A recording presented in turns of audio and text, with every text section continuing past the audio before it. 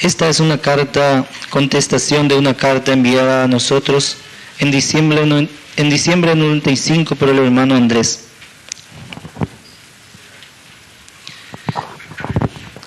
Hermanos santos de la Iglesia del Señor Jesucristo, que la paz y la gracia os llegue y permanezcan con vosotros, con todos vosotros, y crezcan en sabiduría para bien nuestro y de muchos que van a ser rescatados de la esclavitud del yugo, de la servidumbre del opresor que es el enemigo mortal, el pensamiento.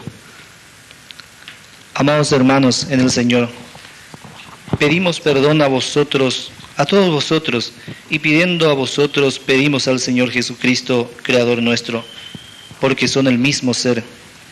Tardamos demasiado en escribiros y cumplir esta ordenanza de nuestro Padre, de estar en comunicación con los hermanos y estar más firme, más y más en el Espíritu. Esta es contestación de una carta recibida en diciembre del 95, que leímos muy contento, pero por la debilidad espiritual no pudimos dar contestación a vuestra buena intención y amor, que quizás haya actuado mal en vosotros, creyendo que no compartimos vuestra enseñanza y vuestro amor, que quizás con mucho esfuerzo nos han hecho llegar para fortalecernos. Pero igual creemos que aunque sea tarde en llegar la lluvia, siempre va a ser recibida porque es agua del cielo, y si viene del cielo es enviada por Dios. ¿Y cómo reconocemos si viene del cielo? Por lo puro, por lo cristalino, por lo sano. No tiene contaminación venenosa que apeligra a la salud de quien toma para calmar su sed. Ejemplo, es terrenal. El agua del cielo o de lluvia no tiene contaminación, se llama agua destilada y se puede tomar con confianza. Hay dos procesos para purificar el agua. Una es natural, que es la lluvia. Los rayos solares filtran y purifican el agua, se le dice también agua destilada. Y la otra es un proceso común con maquinaria de alta temperatura que se llama caldera. Procesa el agua a través de esa destilería para llamarse agua destilada. La alta temperatura forma vapor por la cañería y el metal forma como un vapor, como un sudor, que es el vapor que condensa en agua. La sustancia dañina queda adentro y la purificada y filtrada es sacada afuera y es consumida generalmente por los deportistas y atletas porque es agua descontaminada y purificada y es buena para el cuerpo humano. La sustancia dañina que contiene el agua común que tomamos se llama sustancia terrona o terrosa. No se entiende, pero con el tiempo afecta el cuerpo. Por eso es bueno el agua destilada, porque no tiene contaminación. Ahora volvamos a lo nuestro, a lo celestial. Decíamos que el agua del cielo es puro y no tiene contaminación, y se puede tomar con confianza. Y si se toma con confianza e igual enferma, ¿dónde está el error? ¿Cómo se contaminó? Porque el agua, si es del cielo, es siempre limpia y llega limpia. Y entonces, ¿cómo enfermó? ¿El error dónde está? Yo digo que en el recipiente. El recipiente o envase en cual se tomó el agua del cielo o de lluvia, ahí está la suciedad o la contaminación. Como el recipiente estaba sucio, ensució el agua. Y el que tomó el agua del recipiente ya tomó agua contaminada y le enfermó. Y el enfermo también dio de beber a otro y ese a otro. Y así se enfermó todo el pueblo. Y el agua contaminada por la suciedad, vuelvo a repetir, el agua del cielo es puro. Es purificado por el rayo solar y cuando cae ya sin microbio, sin contaminación, y mientras no tenga contacto con algo de la tierra, permanece puro y no produce malestar ni enfermedad. es semejante en el Espíritu, en el reino de los cielos, y pasa entre nosotros. Y ahora, ¿a quién culpamos? Porque siempre buscamos culpable. Porque el enfermo contagia a otro, y ese a otro le contagia, y así va tomando casi a todo, o mejor dicho, a todos. Porque ¿quién podrá decir a mí no me afectó? Y viendo bien las cosas mediante el Señor, digo otra vez que casi a todos nos tomó. Porque olvidaba a los niños, porque a los niños pequeños no les afectó para nada. Si nosotros permanecíamos pequeños, no íbamos a ser afectados, pero como nosotros nos engrandecimos, perdimos el poder del niño, porque la promesa es que si permanecemos en el lugar del niño o del Señor, la picadura de la serpiente o el veneno mortífero no nos haría efecto tanto. Pero como nos hicimos grandes sin serlo, como nos creímos saber más que el otro, nos engañamos a nosotros mismos. Porque el Señor dice, el que crea saber más que yo se perderá, y el que se pierde hace perder a otro. Hermanos santos, decíamos que buscamos a quién culpar. ¿Y ahora a quién culpamos? Culpamos al hermano. El hermano no tiene la culpa.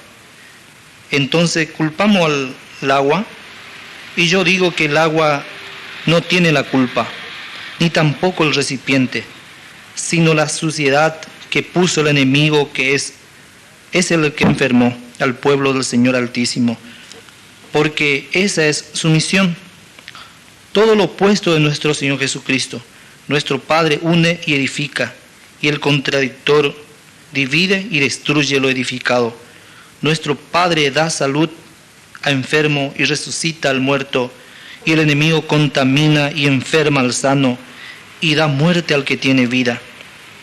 Jesús nuestro Señor viene pequeño en su grandeza, y el contradictor viene engrandecido en su pequeñez como hombre y en su necedad.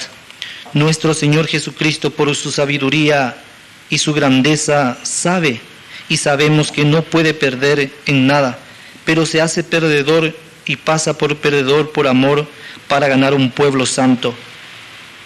Y el necio sabe que es perdedor, pero no quiere reconocer y no le importa que muera un pueblo entero con tal de salirse con la suya y aparentar que es el primero, el más alto, el más sabio entre todos.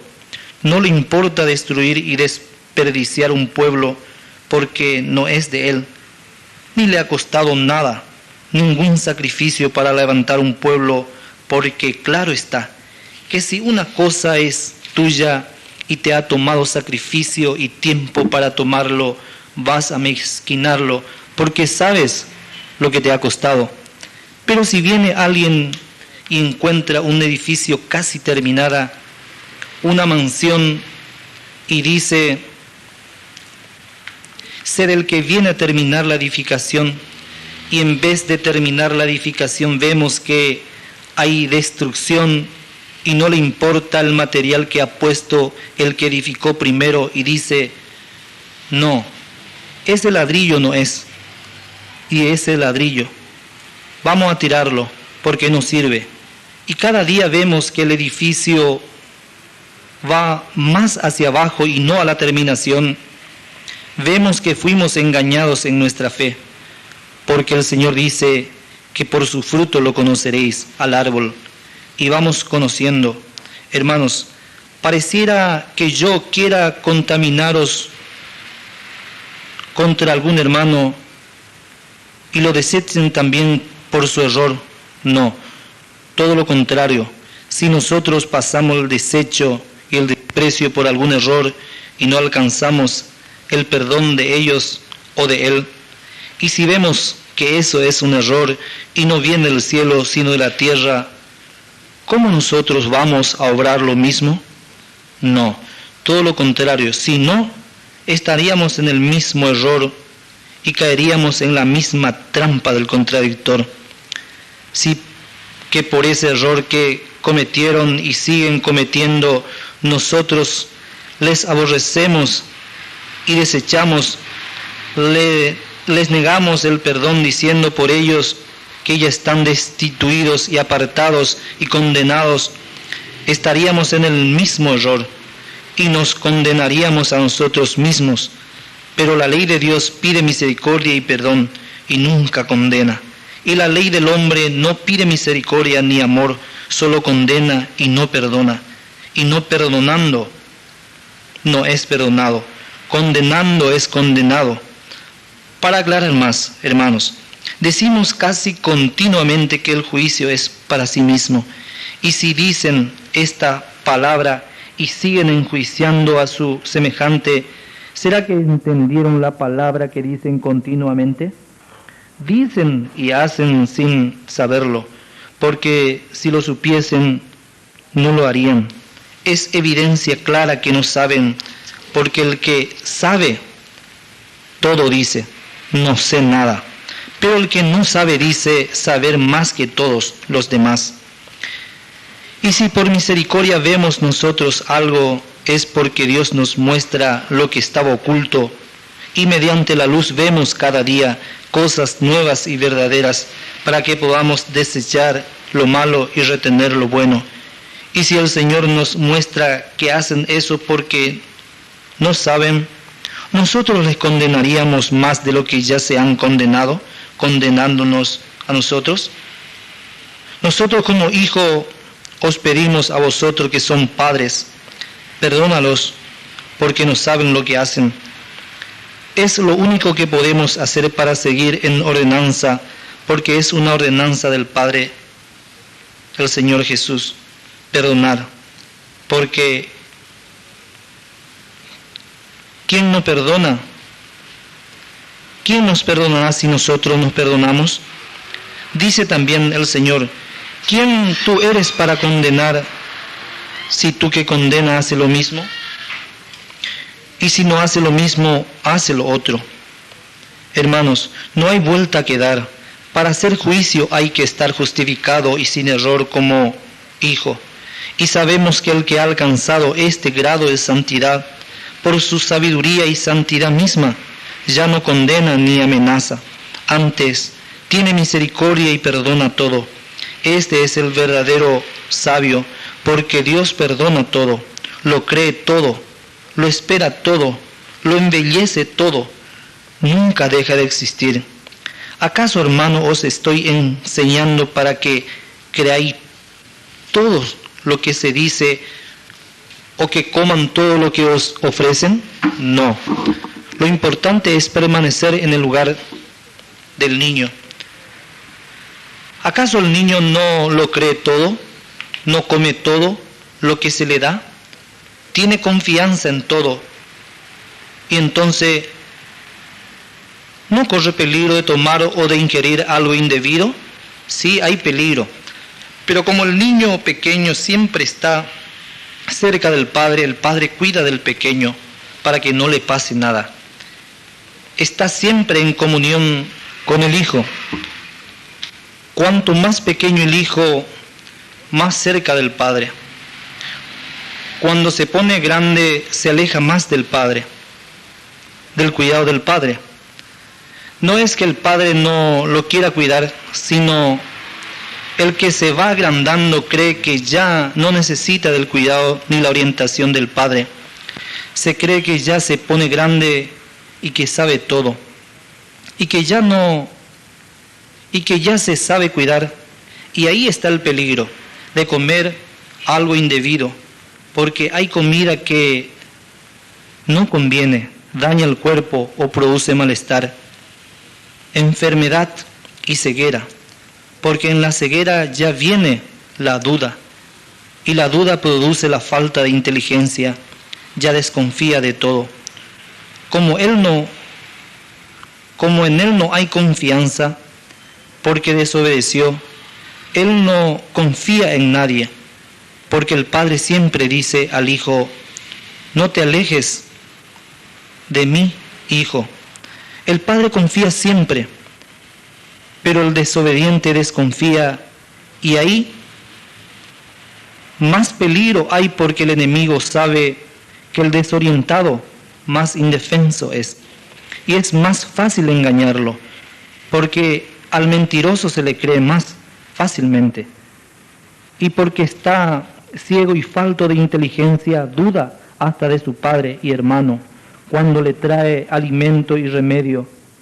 Y queriéndolo regresar al hogar del padre, dice, no puedo comer ni beber de un extraño, porque así le ha enseñado el enemigo el pensamiento, y a ese le cree más y obedece de nuevo, y de nuevo es engañado, porque no es inteligente. Porque si era inteligente, reconocería la voz del padre y del hermano, diferenciaría la voz del padre y del hermano con la voz del extraño y enemigo. Es porque se ha alejado tanto del padre y de su nación que ya no reconoce ni recuerda cómo era su padre. Por cuanto estaba ciego, no podría reconocer por el aspecto físico, pero por la voz sí podría, porque cada persona tenemos un timbre de voz único y diferente de los demás, pero tampoco, y también podría reconocer el acento de su nación, porque cada nación tiene un acento de nacionalidad diferente a la otra, pero tampoco por el acento de nación lo puede reconocer, porque el hambre y la enfermedad le ha causado sordera, porque es sordo. Porque el sordo no escucha y para más no quiere escuchar. Porque el necio no quiere escuchar consejo ni enseñanza, comida ni remedio no quiere recibir de un semejante, porque él cree que es el único que lo tiene todo y lo puede dar o quitar. Pero el Señor dice, el sabio escucha y se hace más sabio. Dice también, el sabio todo lo recibe y todo lo da. Y sigue diciendo nuestro Señor Jesucristo, háganse imitadores de mí. Y si el Maestro recibe todo, inclusive a nosotros mismos con todos nuestros defectos, nos ha recibido por hijo, nos ha tomado como semejante suyo, en semejante estado de hombre. Pero Él no vio, ni ve, ni va a ver defectos, ni pecado, porque Él no tiene. Solamente el que tiene defecto o suciedad lo puede ver en el espejo cuando está delante del espejo. Y si nuestro Creador nos recibe a todos por igual, ¿nosotros no deberíamos hacer lo mismo? Si nuestro Señor Jesús, el Cristo, no hace distinción de persona, ¿cómo nosotros, haciendo lo contrario, nos creemos justificados e imitadores de Él? Hermanos santos, retrocediendo un poco para que haya más entendimiento sobre la palabra que dice, ¿quién tú eres para condenar? Antes, al haber esta pregunta, contestábamos nadie. Y está mal la contestación. Nadie significa nada. Y nosotros no somos nada, sino hijos. Solo nos hace acordar quiénes somos. ¿Quién tú eres para condenar? Me pregunta. Y si me acuerdo que soy el hijo, me acuerdo que el hijo no condena a nadie, menos a un semejante suyo, si no sería un mentiroso. El hijo dice, no condene, porque de la misma manera eres condenado. No midas a otro, porque de la misma manera eres medido, y con la misma vara. Y la vara no es la palabra, es la palabra. Y con las palabras, si desobedecemos, medimos a otro, y midiendo a otro nos medimos a nosotros mismos.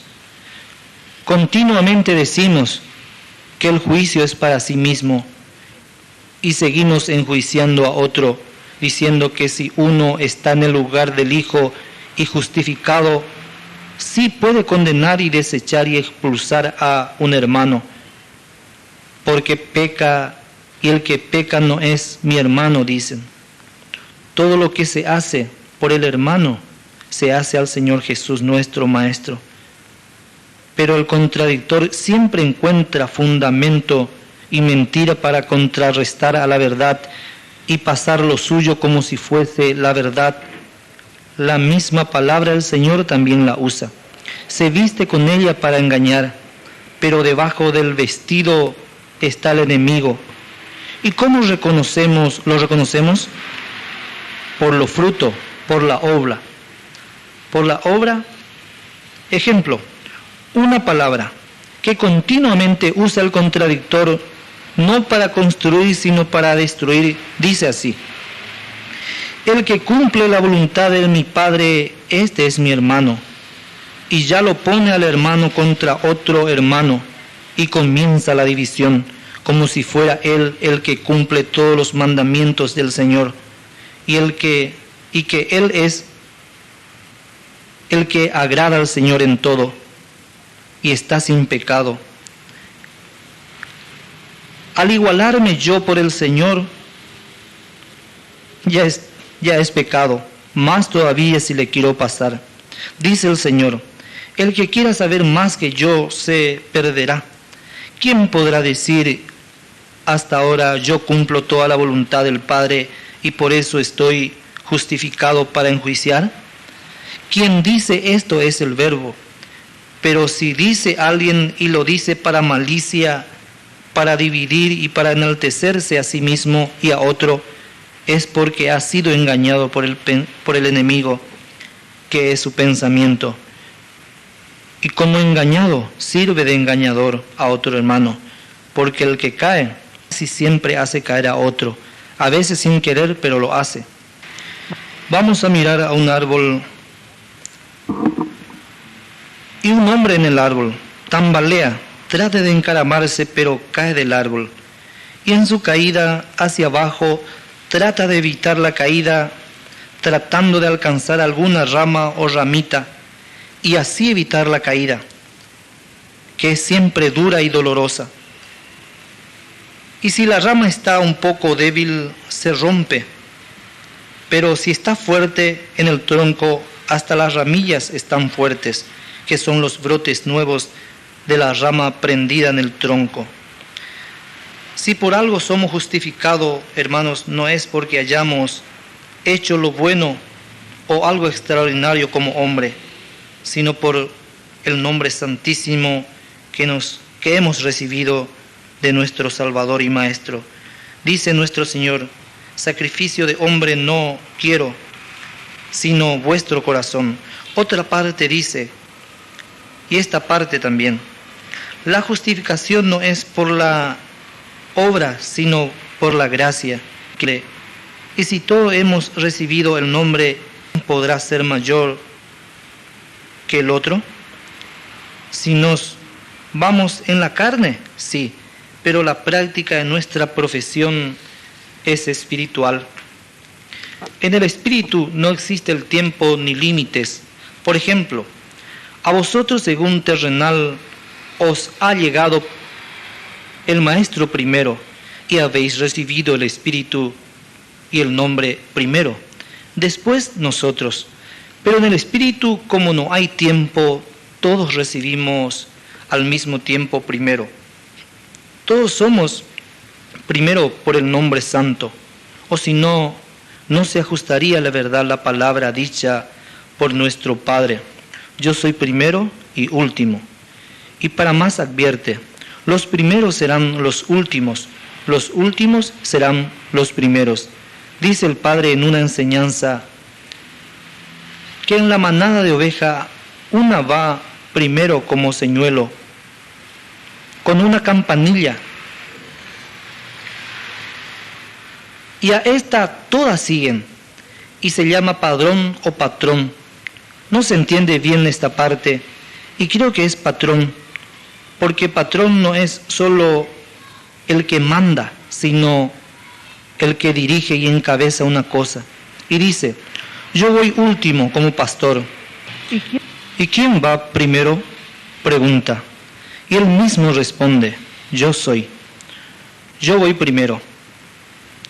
Él va primero, Él va último. Él hace la pregunta, Él da la respuesta. Él lo hace todo, lo crea todo en nosotros, porque es la palabra. Él dice, hágase, y se hace. Y a veces creamos porque pronunciamos cosas y calamidades que el Señor no quiere que creamos para nosotros. Pero como la palabra es un decreto y somos herederos por el nombre y la palabra, por nuestras mismas palabras creamos hasta desgracia para nosotros. Todo bien o mal que nosotros alcanzamos es por nuestra palabra creada. Dice el Señor que ellos maldigan, pero tú bendice. Y dice más, hágase contigo según tu palabra, hágase contigo según tu fe. Y fe es cosa que no vemos, pero creemos que va a ser realidad. Y como maldecimos y amenazamos al hermano y hasta al hijo de nuestro hermano diciendo, esto te va a pasar o esto le va a pasar a tu hijo, se nos vuelve a nosotros mismos, porque nosotros lo creamos para nosotros y nuestros hijos. Cuando Dios crea la creación, crea para sí mismo, porque crea para el Hijo. ¿Y por qué digo que es para sí mismo entonces? Porque todas las cosas del Hijo es del Padre, y toda la cosa del Padre es del Hijo. Sigue diciendo el Señor, el que me bendice, él mismo se bendice. Y el que me glorifica, él mismo se glorifica. Y el que me maldice, él mismo se maldice. Porque el juicio es para sí mismo. Y dice más en la Escritura, todo se hizo por ella, por la palabra. Y sin ella no se hizo nada de cuanto existe. Y esa también dice nuestro Padre Creador. Por nuestra palabra somos justificados y por nuestra palabra somos condenados. Hermano santo, un poco más sobre lo último y primero. Espero no cansaros, y si lo hago, perdonadme y tenedme paciencia. Quiero dar otro punto de vista sobre lo primero y lo último, porque cada enseñanza tiene un significado. Y como sabemos que uno es 1000 en el Señor, no tiene un solo significado, sino muchos. Tiene muchos ángulos de donde mirarlo, y depende de qué ángulo lo miramos, cada ángulo nos muestra diferente, por la posición que presenta. Generalmente se usa en el espíritu el triángulo. En el triángulo encontramos 2 ángulos abajo y un ángulo arriba. Yo pongo así, pero ¿qué tal si un hermano pone al revés, de cabeza para mí? 2 ángulos arriba y un ángulo abajo. Ya se arma el lío, porque los dos quieren o queremos ganar. Porque yo veo el mío que es el correcto, también el hermano ve que su visión es correcta y comienza la pelea por la verdad. Porque los dos estamos peleando por la verdad, que es el conocimiento, y este conocimiento usa el contradictor para dividirnos, porque el pensamiento nos dice que el nuestro es el que está bien, mientras la verdad dice que los dos dicen la verdad, porque de cabeza o al revés no es el mismo ángulo. Volviendo al primero y al último, dice el Señor, la sabiduría no tiene contradicción. La verdad no contradice, solo escucha, y escuchando encuentra que no tiene fundamento, pie ni cabeza en lo que dice, solo se calla y se va. No contradice para nada. Me voy a lo que quiero llegar. En la Escritura dice, para el futuro, y es en presente. Por ejemplo, dice, vendrán muchos en mi nombre diciendo, pero ya hay muchos en presente. Otro, no miras a otro porque de la misma forma serás medido. Pero cuando medimos, ya somos medidos en el presente. Así también es, lo primero será lo último. Si lo cambiamos en presente, ya dice, lo primero es lo último y lo último